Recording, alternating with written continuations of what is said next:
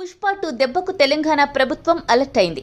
ఇకపై ఏ సినిమాకైనా రాష్ట్ర వ్యాప్తంగా బెనిఫిట్ షో కానీ ప్రీమియర్ షోను ప్రదర్శించడానికి కానీ ఎలాంటి అనుమతులను మంజూరు చేయకూడదని తీర్మానించారు సినిమాటోగ్రఫీ శాఖ మంత్రి కోమటిరెడ్డి వెంకటరెడ్డి.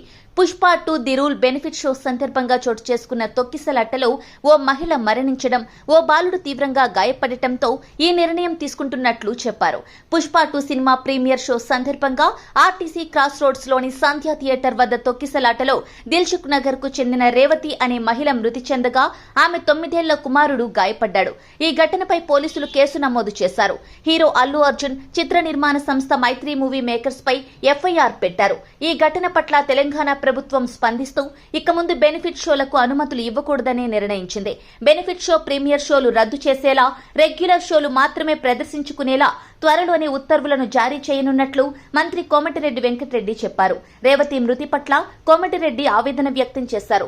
ఈ ఘటన పట్ల హీరో గాని పుష్ప 2 సినిమా యూనిట్ గాని స్పందించకపోవడాన్ని కోమటిరెడ్డి వెంకటరెడ్డి తప్పుబట్టారు.